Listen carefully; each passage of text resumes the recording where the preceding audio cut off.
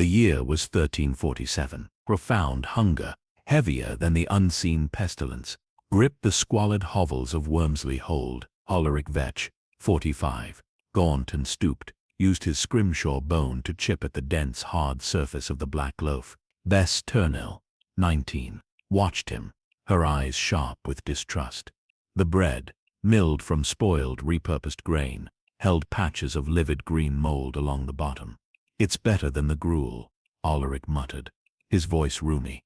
They knew the risk. Parasites were a certainty, but a full stomach, however compromised, was worth the morbid gamble. Bess remembered the faint reports of fresh cuts near Atheling Citadel, a painful mockery of their existence. Aleric wrenched a piece free. It smelled faintly of stale decay and damp earth. Inside the heavy brick, tiny dark remnants, likely insects cooked into the crust, were visible. He didn't hesitate, lifting the filthy morsel toward his mouth. Aleric Vetch, 45 years old, brought the chunk of the black loaf to his lips, ignoring the slight crunch of the insect remnants baked into the lower crust. The texture was less bread and more compacted earth, gritty and heavy. It resisted chewing, forcing him to suck at the edges until enough moisture from his mouth softened the ancient, spoiled grain to be swallowed.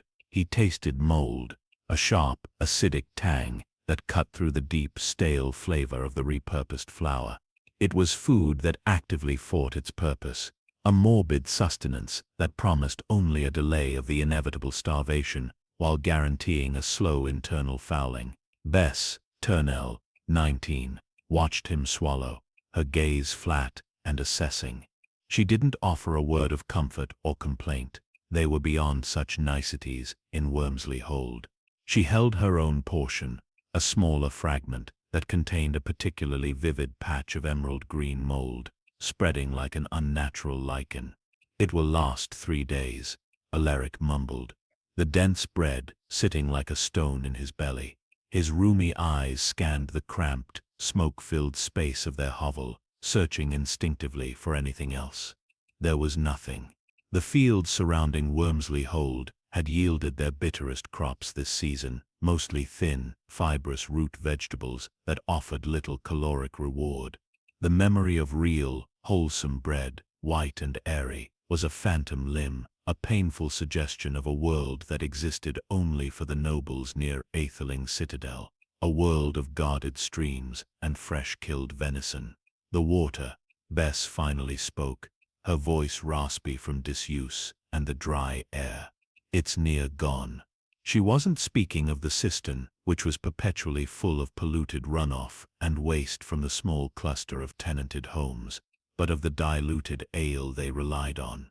The local springs were known vectors of sickness. Their banks were constantly soiled by the same communal sewage that fouled the fields.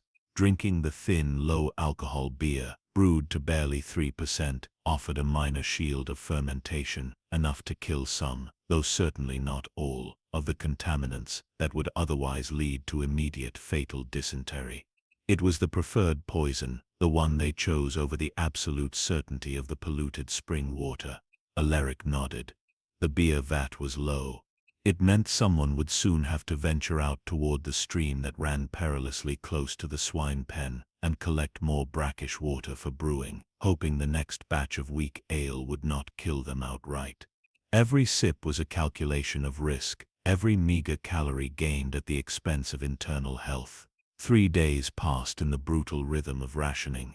The black loaf was gone, scraped down to the last, hard crumbs with the edge of the scrimshaw bone. The hunger that had been temporarily muted by the dense flour returned with a sharp, hollowing intensity. It was the kind of hunger that stole sleep and made the mind swim in fantasies of meat. The air in Wormsley Hold thickened with a pervasive smell of boiled, putrid matter. It was time for the gruel exchange. The gruel was not a choice. It was compulsory consumption, overseen by the village elder, a man whose face was etched with the same internal poisoning as everyone else, yet who maintained the illusion of control. The preparation was public, ensuring no one hoarded or attempted to refine the contents. This batch, Bess observed, was worse than usual. It was a vast murky cauldron of liquid, so thick it barely rippled, yet offered no density of nutrition. The base was the unfiltered, poorly boiled cistern water, already tasting faintly of rust and decay. Into this were thrown whatever meager scraps could be scrounged. Today's additions included suspicious, dark roots, bitter and fibrous, likely poisonous if not boiled for hours, which they rarely were, and bony remnants.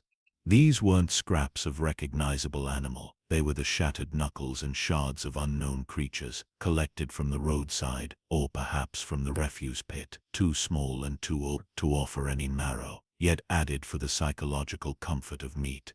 A queue formed, silent and hunched. Aleric and Bess stood together. The serving ladle scraped the bottom of the iron pot, delivering a thin, hot stream of the broth into their waiting, dented tin bowls. The gruel was served scalding, perhaps in a failed attempt to mask the flavor of the ingredients. Bess brought the bowl to her face, the steam carrying the overwhelming scent of wet earth, bitterness, and an almost sickly sweet undertone of decomposition. She tried to discern the floating solids. A shard of what looked like white bone floated next to a mass of stringy dark green leaves that had not softened despite the cooking. "Drink it," Aleric commanded softly, already tipping his bowl. He drank without tasting, the act purely mechanical, a submission to necessity. Aleric Vetch, 45 years old, brought the chunk of the black loaf to his lips, ignoring the slight crunch of the insect remnants baked into the lower crust. The texture was less bread and more compacted earth, gritty and heavy. It resisted chewing, forcing him to suck at the edges until enough moisture from his mouth softened the ancient spoiled grain to be swallowed. He tasted mold, a sharp, acidic tang that cut through the deep, stale flavor of the repurposed flour. It was food that actively fought its purpose, a morbid sustenance that promised only a delay of the inevitable starvation, while guaranteeing a slow internal fouling. Bess Turnell, 19, watched him swallow, her gaze flat and assessing. She didn't offer a word of comfort or complaint. They were beyond such niceties in Wormsley Hold. She held her own portion, a smaller fragment that contained a particularly vivid patch of emerald green mold, spreading like an unnatural lichen. "It will last 3 days," Aleric mumbled, the dense bread sitting like a stone in his belly. His rheumy eyes scanned the cramped, smoke-filled space of their hovel, searching instinctively for anything else. There was nothing.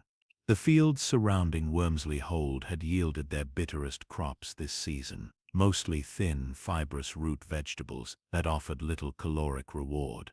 The memory of real, wholesome bread, white and airy, was a phantom limb, a painful suggestion of a world that existed only for the nobles near Atheling Citadel, a world of guarded streams and fresh-killed venison. "The water," Bess finally spoke, her voice raspy from disuse and the dry air. "It's near gone." She wasn't speaking of the cistern, which was perpetually full of polluted runoff and waste from the small cluster of tenanted homes, but of the diluted ale they relied on. The local springs were known vectors of sickness. Their banks were constantly soiled by the same communal sewage that fouled the fields. Drinking the thin, low-alcohol beer, brewed to barely 3%, offered a minor shield of fermentation, enough to kill some, though certainly not all, of the contaminants that would otherwise lead to immediate fatal dysentery. It was the preferred poison, the one they chose over the absolute certainty of the polluted spring water. Aleric nodded. The beer vat was low. It meant someone would soon have to venture out toward the stream that ran perilously close to the swine pen and collect more brackish water for brewing, hoping the next batch of weak ale would not kill them outright. Every sip was a calculation of risk, every meager calorie gained at the expense of internal health. 3 days passed in the brutal rhythm of rationing. The black loaf was gone, scraped down to the last hard crumbs with the edge of the scrimshaw bone. The hunger that had been temporarily muted by the dense flour returned with a sharp, hollowing intensity. It was the kind of hunger that stole sleep and made the mind swim in fantasies of meat. The air in Wormsley Hold thickened with a pervasive smell of boiled putrid matter. It was time for the gruel exchange. The gruel was not a choice. It was compulsory consumption, overseen by the village elder, a man whose face was etched with the same internal poisoning as everyone else, yet who maintained the illusion of control. The preparation was public, ensuring no one hoarded or attempted to refine the contents. This batch, Bess observed, was worse than usual. It was a vast murky cauldron of liquid so thick it barely rippled, yet offered no density of nutrition. The base was the unfiltered, poorly boiled cistern water, already tasting faintly of rust and decay. Into this were thrown whatever meager scraps could be scrounged. Today's additions included suspicious, dark roots, bitter and fibrous, likely poisonous, if not boiled for hours, which they rarely were, and bony remnants. These weren't scraps of recognizable animal, they were the shattered knuckles and shards of unknown creatures, collected from the roadside, or perhaps from the refuse pit, too small and too old to offer any marrow, yet added for the psychological comfort of meat. A queue formed, silent and hunched. Aleric and Bess stood together. The serving ladle scraped the bottom of the iron pot, delivering a thin, hot stream of the broth into their waiting, dented tin bowls. The gruel was served scalding, perhaps in a failed attempt to mask the flavor of the ingredients. Bess brought the bowl to her face, the steam carrying the overwhelming scent of wet earth, bitterness, and an almost sickly sweet undertone of decomposition. She tried to discern the floating solids. A shard of what looked like white bone floated next to a mass of stringy dark green leaves that had not softened despite the cooking. "Drink it," Aleric commanded softly, already tipping his bowl. He drank without tasting, the act purely mechanical, a submission to necessity. The gruel scalded his tongue, but the bitterness of the roots lingered, coating his mouth in a flavor that suggested bile and raw chemicals. He felt the solids, the small, abrasive pieces of bone and root, grind on the way down. This particular batch felt heavier, thicker with foreign matter. Bess took a smaller sip. The warmth was the only kindness. Everything else was a harsh reminder of their utter degradation. The consumption of this foul broth was the beginning of the inevitable wave of intestinal agony. Within a few hours, the parasitic cycle would begin again. The gut-wrenching cramps, the dysentery, the constant internal leaching of what little strength they possessed. The gruel exchange was the tax they paid to see the next sunrise. They retreated to their hovel, the false fullness of the gruel already fading, replaced by the familiar nausea.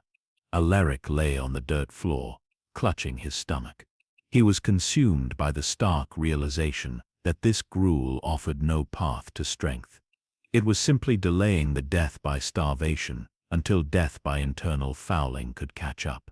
They needed protein, real sustenance, not bone dust and toxic roots. His mind turned, as it often did, toward the forbidden sanctuary of Atheling Citadel, a mirage of plenty separated from Wormsley Hold by a mere few miles and an abyss of social class.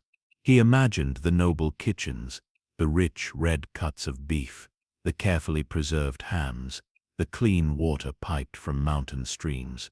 It was a vicious mockery. He looked at Bess. She was paler than usual, her skin taut across her sharp features. The gruel was clearly taking its immediate toll. "We need meat," he stated, his voice a low growl of desperation. Bess's eyes snapped open.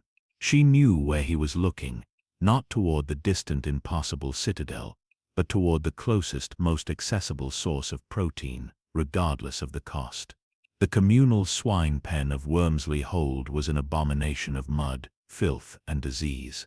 The few pigs that remained were raised in such squalid conditions that they were constantly sick, their hides patchy, their movements sluggish. They were carriers, vectors of every internal misery known to the hold. Eating the meat, unless meticulously prepared and cooked, a luxury they couldn't afford in their rush and fear, was a near guarantee of trichinosis, the parasitic worms migrating through the muscle tissue.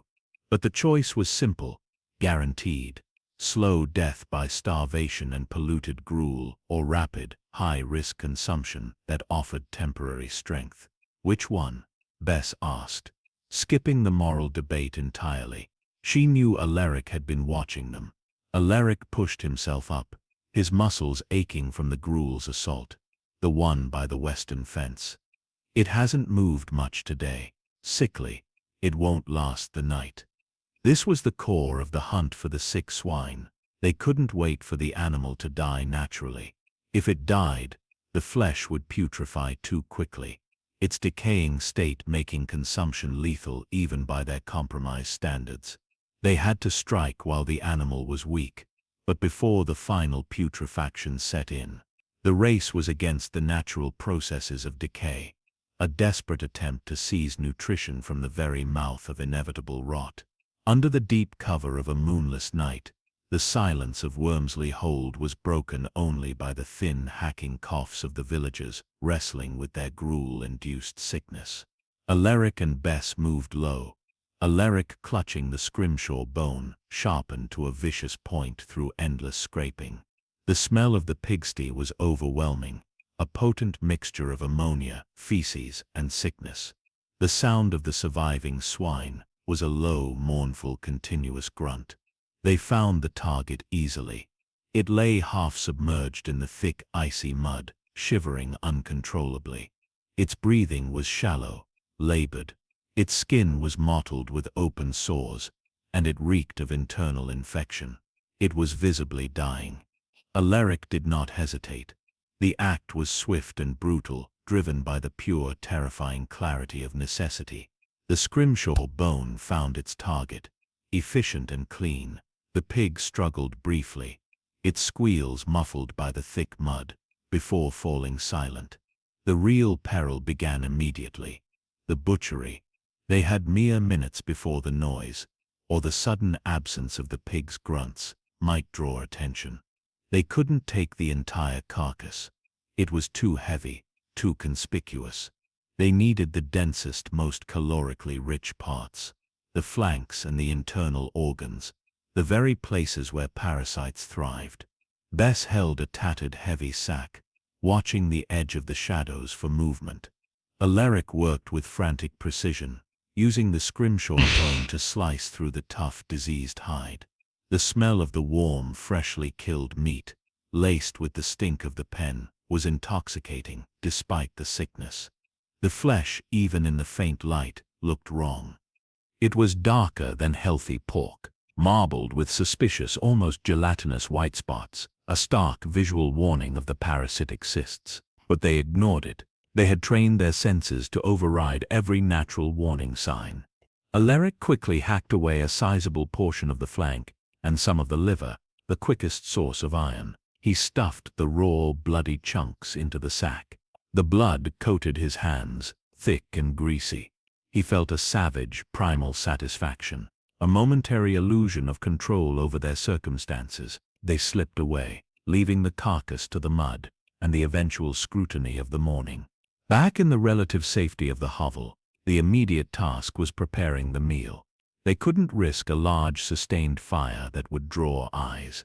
They had to cook it quickly, haphazardly, over a small, smoldering collection of damp twigs. Not enough heat, certainly, to kill the tenacious larvae that infested the meat.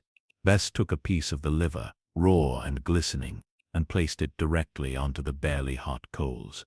It sizzled briefly, releasing a cloud of acrid smoke and the unmistakable scent of burning offal. The heat seared the outside quickly, leaving the inside dangerously raw, merely warmed. Aleric ripped off a piece of the flank. The internal hunger, overriding all caution, drove him. The meat was chewy, tough, and tasted faintly of the pigsty, of ammonia and desperation. The warmth gave a fleeting sensation of comfort, a potent counterpoint to the bitter gruel and the moldy bread. They ate silently, tearing the undercooked flesh with their teeth, savoring the richness of the fat, knowing they were ingesting the very agents of their internal destruction. Every swallow was a morbid gamble, a conscious transaction, short-term energy for long-term sickness. This was their life in 1347, survival hinging on swallowing the inedible. As the small fire died down, and the fragments of the diseased pork were consumed, a heavy silence settled. Bess leaned back against the damp wall, her stomach already beginning the uncomfortable process of digesting the tainted meal. The burst of energy, the sheer caloric density, was palpable, but so was the growing dread of the trichinosis setting root. Aleric stared into the darkness, his rheumy eyes focused on nothing. They had secured 3 more days of energy, perhaps 4, at the cost of exacerbating the internal infection that already plagued the hold. But they had chosen defiance. They had chosen to see the sun rise again. The true cruelty of their era was that food, the fundamental requirement of life, had been utterly stripped of enjoyment, decency, and safety. Every filthy morsel, every contaminated sip of thin, watery ale was a brutal act of necessity. They were not living. They were enduring, proving every day that the ultimate cost of scarcity was the total compromise of self, dignity, and health. They were walking testaments to the triumph of raw instinct over the body's constant warnings. The scrimshaw bone, now slick with swine blood, lay next to Aleric, awaiting its next grim task, whether cutting more contaminated bread, or butchering the next doomed creature, or perhaps one day, scraping out a meager grave. The struggle was eternal, unending, fought not against the plague sweeping the continent, but against the profound, hollow enemy of hunger that always prevailed. They had survived the night, fed on corruption, sustained by filth. They slept, but their guts were now awake, hosting the invisible war waged by the very food they had risked everything to acquire. If this harsh testament to their endurance resonates, please take a moment to like this story and subscribe for more tales from the shadows of 1347. The warmth of the infected swine flesh, which had momentarily felt like salvation, curdled into an agonizing heat within Aleric's gut. It was a dense, metallic warmth, heavier than the thin gruel, and already beginning its slow, corrosive work. He lay still, pressing his gaunt fingers into the hard knots of his abdomen, attempting to soothe the relentless spasm that gripped him hours after the illicit meal. The meat had provided calories, a potent, visceral energy that momentarily chased away the dizzying weakness of chronic starvation. But it had brought with it a host of unseen passengers. He could almost feel them, the minute relentless invaders, establishing their unwelcome residence in his muscle tissue, burrowing deep, turning the very act of nourishment into a declaration of internal war. Bess, curled opposite him in the oppressive darkness of the Wormsley Hold hovel, coughed a wet, rattling sound. She wasn't sleeping. The heavy, labored breathing told Aleric that the meat had taken immediate offense to her system as well. She had consumed less than he had, instinctively holding back some of the prized liver. But even that small amount was enough to begin the inevitable cycle of fever and ache. The smell of the raw meat, mixed with the pervasive stench of ammonia and fear from the sty, still clung to their clothes and hair, a persistent reminder of their crime and their desperate feast. Aleric knew this internal misery would peak soon. The initial energy surge would pass, replaced by a deep-seated exhaustion as the body mobilized its meager resources against the new internal threat. The only remedy, the only meager defense they possessed, was fluid, clean fluid, to try and flush the system, or at least keep the body functioning through the inevitable diarrhea and fever that followed any meat consumption in Wormsley Hold. "The ale," Bess murmured, her voice thin and edged with fever. "We must have the ale."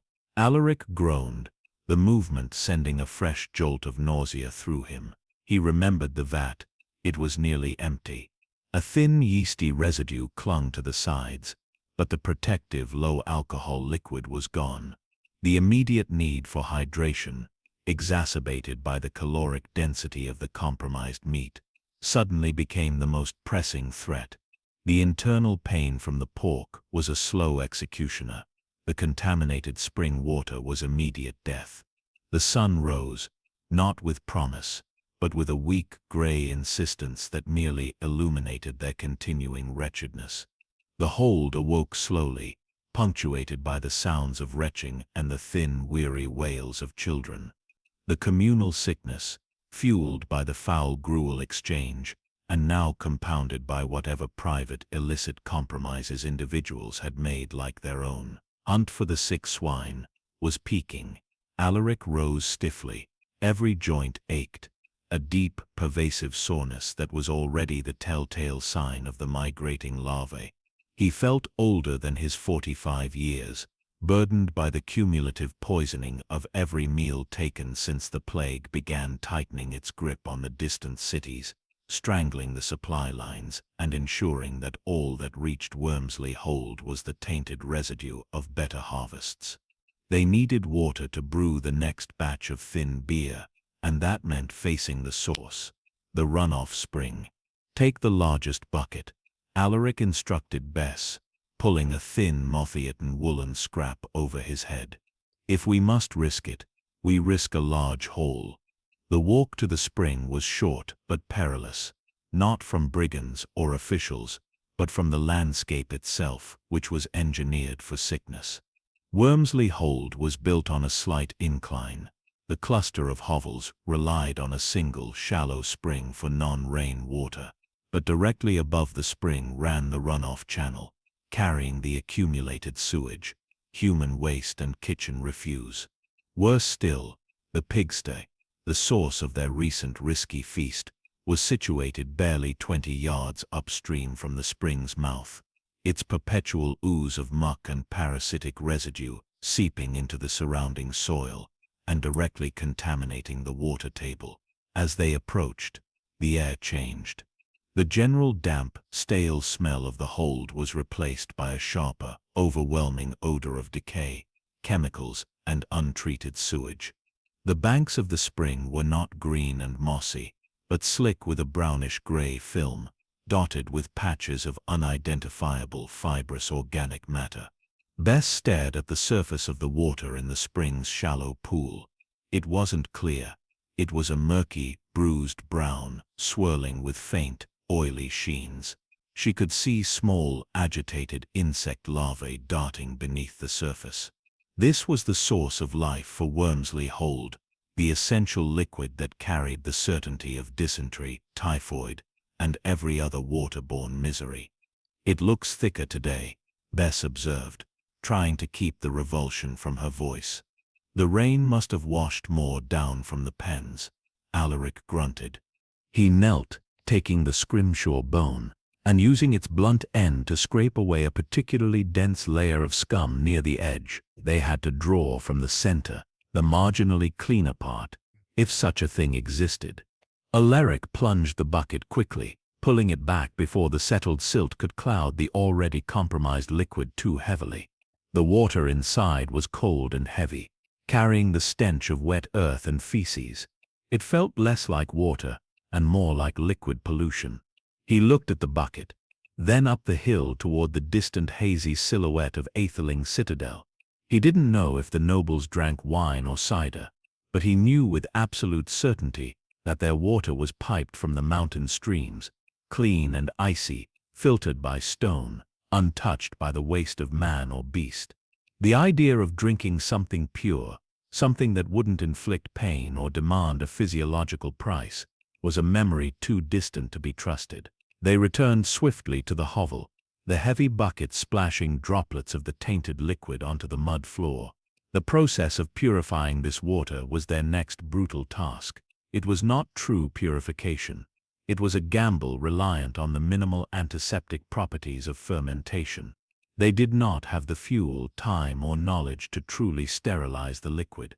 Their method was ancient, inefficient, and often failed, resulting in batches of ale that still carried potent doses of illness, though usually less immediately fatal than the raw spring water.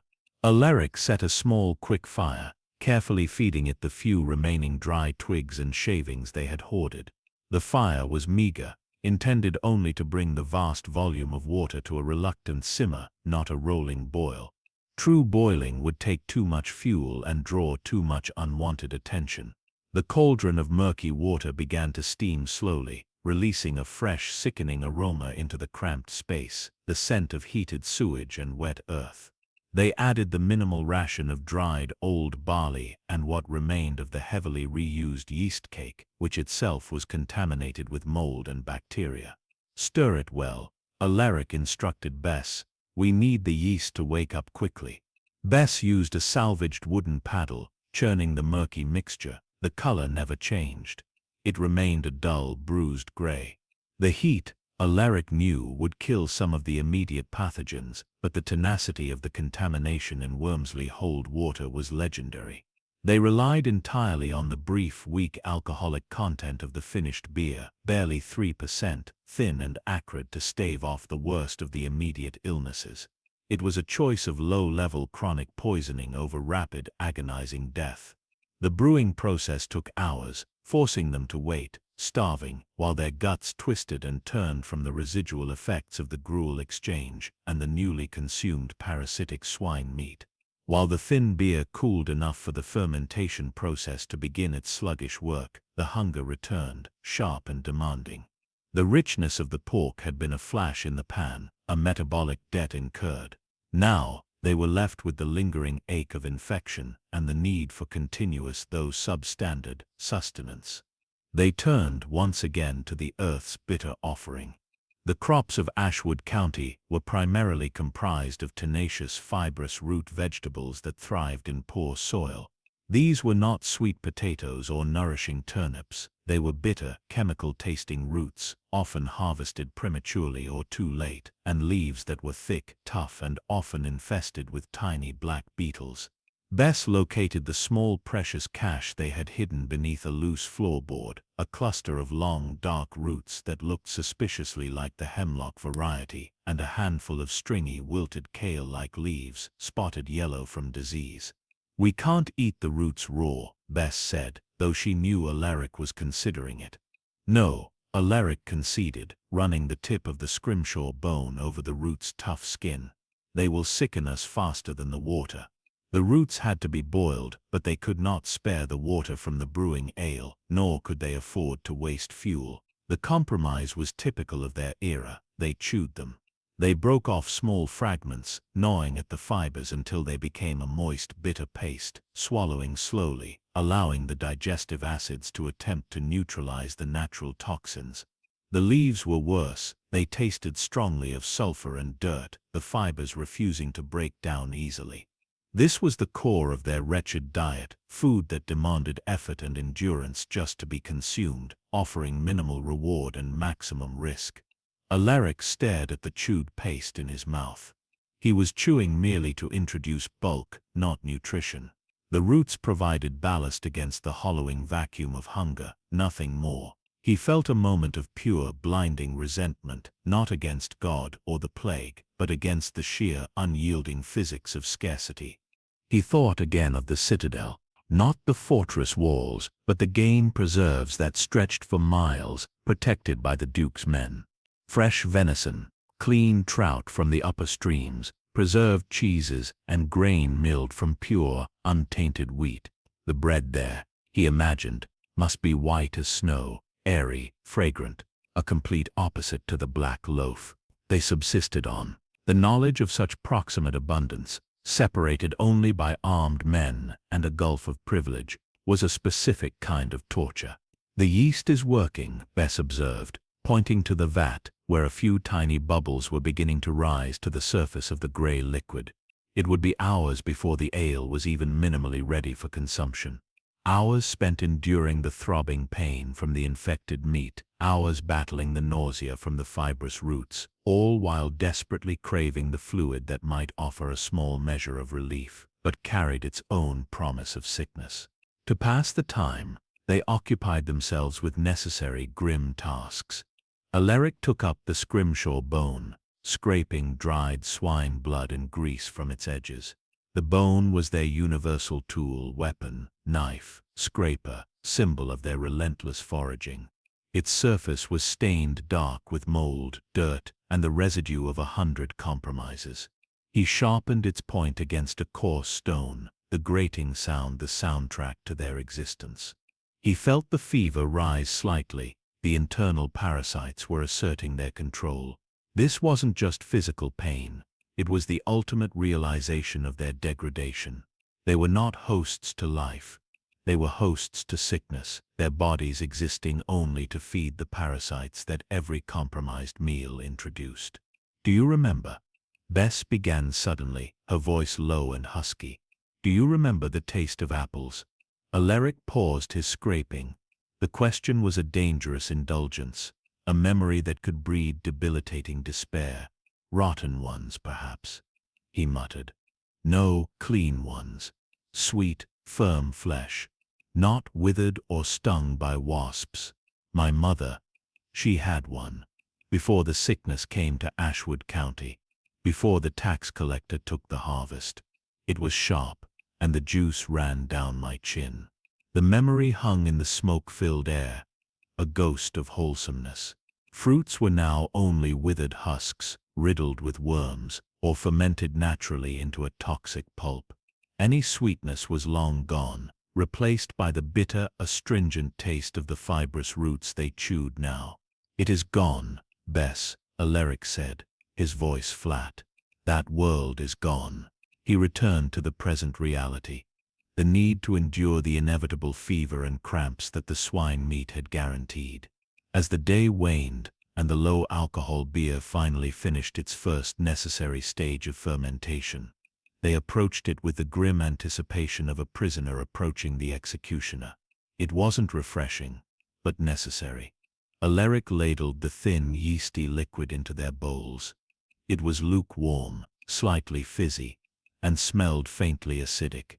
It tasted exactly as it looked, weak, metallic, and with the distinct underlying flavor of the spring earth, sewage, and desperation, masked slightly by the barley and yeast. They drank deeply, ignoring the metallic taste. The immediate hydration was a brutal relief, but they knew that even this safer-as alternative was merely a lesser poison. The alcohol content was just enough to offer a defense, but it offered no actual nutrition, merely replacing one threat, waterborne illness, with another. The corrosive effects of the constant low-grade fermentation on their already ravaged digestive tracts. The combination of the gruel, the bitter roots, the contaminated ale, and the parasite-ridden pork created a permanent raging inferno in their stomachs. Their lives were a continuous cycle of illness, temporary energy gained at the cost of worsening internal conditions, followed by the inevitable hunger that drove them to the next equally fatal compromise. Aleric watched Bess drink, her eyes closed, accepting the necessary foulness. This was their 1347. This was the cost of scarcity. Every filthy morsel, every contaminated sip, was not a choice, but a non-negotiable step towards seeing the sun rise again. They had swallowed the inedible, enduring the constant, agonizing threat of poisoning by necessity. The scrimshaw bone lay between them, waiting. Aleric knew what lay ahead. They had secured perhaps 4 days of caloric strength from the swine, but the price was internal havoc. Soon the strength would fade, and they would be forced back to the cycle, the hunt for more spoiled grain for a new black loaf, the desperate scavenging for bitter roots, the forced consumption of the next compulsory gruel exchange. They had defied death by starvation, only to embrace death by slow, deliberate internal fouling. Yet they endured. They were living, wretched testaments to the triumph of raw, unyielding instinct over the body's ceaseless pleas for purity and safety. Their survival was a grim miracle, a testament to how much poison a human body could tolerate, provided the alternative was immediate emptiness. Aleric finished the weak ale, the acid stinging his throat. He looked out at the darkness encompassing Wormsley Hold, feeling the familiar, deep-seated ache of the trichinosis settling into his limbs. They were alive, sustained by corruption, and that, in the year 1347, was the only victory that mattered. If this harsh testament to their endurance resonates, please take a moment to like this story and subscribe for more tales from the shadows of 1347. The fever, a sluggish, internal furnace, settled over Aleric. It was the predictable tax levied by the swine, a burning payment for the temporary fullness. Bess was huddled beneath the thin rags, occasionally drenching, her skin clammy, despite the stifling warmth of the hovel. The fibrous root paste they had chewed earlier sat like a heavy stone, doing little to mitigate the sharp acid rising from his empty stomach. The small, bitter berries had been a flash of fleeting energy, already burned away, leaving behind the dull, pervasive ache of internal infection. The fever demands food. Aleric Vetch, 45, rasped, his voice rough with disuse and the constant irritation in his throat. Not roots. Bulk. Bulk meant the only available carbohydrate mass. The black loaf, the thought of its gritty texture and stale, sour flavor, made his compromised stomach threaten rebellion. But necessity overruled sensation. Survival demanded calories, even those delivered, wrapped in mold and toxins. He pulled himself out into the sickly yellow light of midday. Wormsley Hold was quiet, a dangerous quiet, broken only by the inevitable sounds of hacking coughs and the occasional sharp cry of pain. Most were either too weak to move or too paranoid to leave their hovels, fearing they would miss the next miserable distribution, or worse, have their meager hoards stolen. Every person here was locked in a solitary war against starvation and the unseen pestilence. Aleric navigated the short distance to the communal storage shed, stepping carefully around puddles of gray runoff. The shed stood near the old defunct mill, its timbers warped and smelling perpetually of sour grain dust, fermentation gone wrong, and rodent droppings. This was where the milled, compromised flour, the sweepings of the distant harvests, often mixed with sawdust, ground chaff, and sometimes the desiccated remains of insects, was haphazardly baked into the heavy bricks they called bread. The community had been allocated 4 black loaves for the current week, meant to sustain perhaps 20 families. It was an allocation designed for failure. Their turn had come 2 days ago. The loaves were stacked precariously on a shelf that sagged under their unnatural weight. Aleric located his family's ration, a dense, cooling slab. It was not a single warm entity, but a solid mass that felt unnaturally heavy, dense enough to serve as a paving stone, yet simultaneously brittle. It was charred black on the outside, from the uncontrolled heat of the communal oven, where temperature regulation was impossible, but still damp and undercooked in the center, a perfect environment for mildew and parasitic life to flourish. He returned to Bess Turnell, 19, setting the loaf down on the mud floor with a solid thud that echoed in the tiny space. Bess watched him approach the loaf with the scrimshaw bone. The bone, stained brown and black from its varied duties, butchering the swine, scraping mold, cutting ropes, served as the ideal tool for attacking this monument to wretchedness. Aleric didn't bother trying to find a clean spot. Cleanliness was a concept irrelevant to the act of eating here. He positioned the scrimshaw bone and pressed down, slicing through the heavy, concrete-like crust. The knife resistance was tremendous, followed by a soft, disconcerting squelch as the blade finally met the damp gray interior. The smell that escaped was immediate and offensive, a heavy mixture of old rancid yeast, dust, and a distinct sharp tang of mildew. It wasn't the appealing aroma of baking bread. It was the heavy scent of fermentation gone wrong, of rot contained and barely suppressed. "Hold the light," Aleric instructed, gesturing toward the sputtering rush wick. Bess held the weak flame closer. The interior of the black loaf was a testament to the poison supply chain. It was heavily mottled. Veins of gray-green mold threaded visibly through the damp, fibrous dough. Near the bottom crust, where the intense heat had failed to penetrate completely, tiny black specks moved sluggishly. Flour beetles, or their larvae, remnants of the sweepings and the repurposed grain bags. They were an unavoidable additive, an unwanted, dangerous source of low-grade protein. Bess shuddered, pulling the wick slightly away. "They say the heat kills them all." Lies told by men who want us to eat the spoiled grain and save their stores, Aleric corrected, pragmatic as a starving wolf. The heat kills some, enough to keep us from falling over immediately. But we eat it anyway. It is ballast. It holds the stomach down. He broke off a substantial fragment for her, forcing himself to ignore the nausea, already churning from the internal conflict initiated by the swine. Bess took the piece, holding it like a valuable but offensive object. She had to chew slowly, deliberately, using her back teeth to grind the tough, fibrous mass.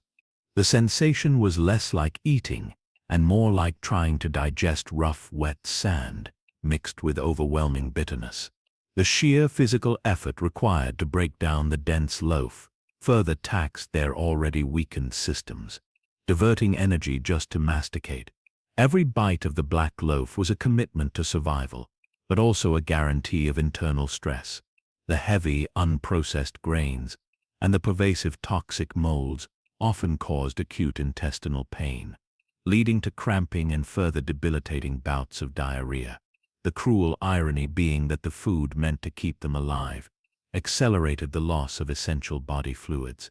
They ate in silence, punctuated only by the sounds of scraping teeth against the hard crust and the distant labored coughs of their neighbors. The loaf offered temporary weight in the stomach, a physical assurance against the dizzying weakness of true emptiness.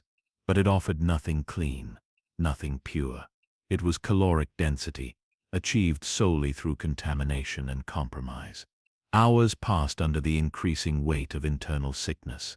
The weak ale was still fermenting sluggishly, but the pain from the swine was peaking, and the dense, undigested loaf sat heavy and hostile. Aleric's limbs were heavy, the migratory larvae making his muscles ache as if he had performed grueling labor hauling stone, not simply sleeping. He needed more fluid, and the fermented ale was the only choice. He drew a bowlful of the low-alcohol beer. It was lukewarm, still murky gray-brown, thick with suspended yeast and barley remnants, tasting of acidic dirt. He raised the bowl to his lips. "The ale will slow the spread," Bess whispered, still clinging to the old wives' tale, that the fermentation could somehow fight the deeper, parasitic infection. Aleric knew the truth. The weak alcohol was not a cure, but a delivery system for water that hadn't instantly killed them. As he drank, Aleric's mind, searching for an escape from the pain, drifted to the single defining symbol of pure, clean food, Aetheling's citadel. He pictured the fortress, sitting maybe 7 miles distant, its battlements hazy in the summer smog, yet radiating an undeniable air of solidity and abundance. He pictured the Duke's kitchen, not the smell of burnt sewage and sour bread, but the scent of roasting venison, rich and savory, the fat dripping cleanly into a fire, untouched by parasites or rot. He imagined the Duke's stream, icy water, filtered through clean rock and mountain streams, drawn in silver pitchers by healthy, well-fed servants. Their meat, the swine they had risked their lives and health for during the hunt for the sick swine, was a festering cesspit of infection before it even hit the fire. The Duke's meat, by contrast, was killed cleanly, bled out instantly, hung high, and preserved correctly with expensive quality salt. The difference was not just wealth. It was the difference between a life sustained by nature's bounty and a prolonged self-inflicted execution fueled by necessity. "They have white bread," Aleric murmured, the words tight with resentment. It was a statement of pure, unattainable luxury. Bess, sipping the foul ale, understood the profound implication. The white loaf, light, airy, made of pure wheat untouched by contamination.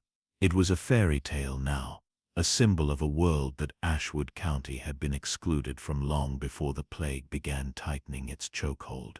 Their black loaf, by contrast, was an instrument of slow death, filling the gut, but never truly feeding the body, merely introducing new layers of physiological debt. The need for fresh anything, something that didn't fight back, something that offered genuine nutrients, was paramount. The roots provided ballast, The ale provided fluid, but their bodies craved vitamins, something the constant low-grade poisoning stripped away. The south edge of the fields, Bess suggested, her eyes reflecting a flicker of that desperate inner fire. I saw some broad leaves near the fallow patch yesterday. Bitter, yes, but they were green. The hunt for produce was another constant, morbid gamble. In 1347, in Ashwood County, anything that grew freely and was brightly colored was likely poisonous, withered, or consumed entirely by pests. Every green shoot was a risk. They left the hovel again, the scrimshaw bone tucked securely into Aleric's belt. The sun was dipping, casting long, bruised shadows, and the path to the fields was thick, slick mud that smelled of decay and wet earth. They moved toward the fallow patch, a section of land too exhausted to yield even the bitterest fibrous crops. Bess spotted the target first, a cluster of long, broad leaves growing low to the ground, interspersed with tenacious, thorny weeds. Aleric inspected them closely. They were large, tough, and the edges were already curling brown, but the centers were still a defiant green. He recognized them as a type of common fieldweed, highly fibrous and slightly toxic, known locally for causing intense stomach griping if eaten raw. He ripped off a handful, the effort tearing the stem with a loud snap. They tasted immediately of concentrated chlorophyll and dust, metallic and intensely bitter. They refused to break down easily in the mouth, demanding significant chewing effort. "We need to boil these with the roots," Aleric decided, stuffing them into his linen scrap. "They need heat, or at least a strong, long soak in the ale. They need fluid to break down the fibers. We cannot spare the fuel," Bess reminded him instantly. Every twig, every shaving, was a matter of life and death, hoarded against the perpetual damp and cold. "Then we chew them and suffer the griping," Aleric said, definitive. "It hurts less than starvation." The act of consuming these bitter, tough materials was itself metabolically taxing. Their bodies had to expend precious, dwindling energy, struggling to digest compounds that offered minimal nutritional return. It was an exercise in biological inefficiency, driven solely by the immediate, desperate need for volume, anything to occupy the stomach. As they turned back, Aleric noticed something that made him pause. A thick patch of wild mushrooms growing near the base of a dead oak, moist and deceptively appealing in the fading light. They were cream-colored, with thick caps. Bess immediately averted her eyes. "Don't even look at them." Wild mushrooms were the swift killer of the countryside. Starvation often drove the desperate to try them, and their consumption resulted in agonizing, instant death, far swifter than the slow internal war waged by the swine parasites. The risk-recall calculation was instantaneous and absolute, zero reward, guaranteed fatality. They walked quickly past the fungi, back toward the dubious safety of the hovel, carrying their pitiful scrap of bitter leaves. Back inside, they faced the daily calculus of contamination. The darkness was gathering, obscuring the grime, and lending the space a temporary false solace. They divided the pitiful haul of leaves.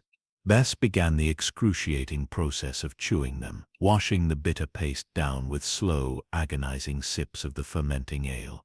The fibers scraped at her throat, and the resulting sludge sat heavy and uncomfortable in her stomach. The pain from the swine infection was now a deep, grinding sensation, worse when they lay still, moving and pulsing slightly, as the parasites settled into the muscle tissue. Aleric knew that days of deep, debilitating fever lay ahead, days when they would be too weak to forage effectively, relying entirely on the residual tainted calories from the pig and the black loaf. He looked at the remnants of their diet, the dirty bowl that held the ale, the remaining chunk of mold-streaked bread, the scrap of linen stained dark green by the tough leaves. Nothing they consumed was safe. The ale carried the filth of the runoff spring, the bread carried mold and insects, the swine carried parasites, the roots carried natural toxins, the leaves were chemically bitter and fibrous. Their entire existence was a biochemical war waged internally, funded by the necessity of ingesting poison. This was the fundamental brutal nature of scarcity in 1347 Ashwood County. Food was defined not by what it provided, but by the physiological price it cost the body to process. Bess curled up, her breathing shallow, shivering slightly despite the internal fever. "I feel them moving," she murmured, a reference to the migrating larvae that had taken up residence in her tissue. Aleric didn't need to ask who them were. He felt them too, unseen passengers traveling through his muscle tissue, proof that their survival hinged on sharing their bodies with invaders. The only true nourishment available was the simple, terrible inertia of the body, the refusal to simply give up.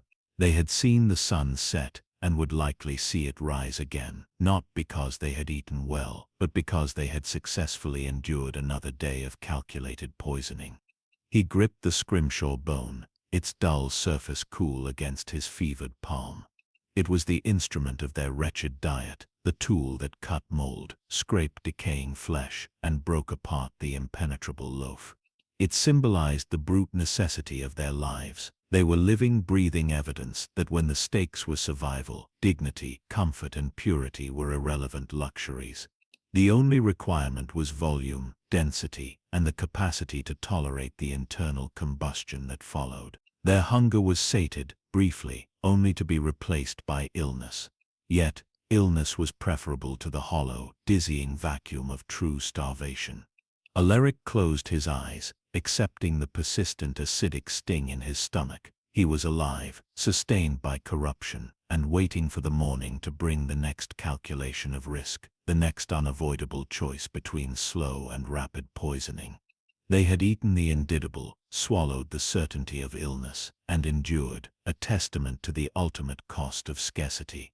If this harsh testament to their endurance resonates, please take a moment to like this story and subscribe for more tales from the shadows of 1347.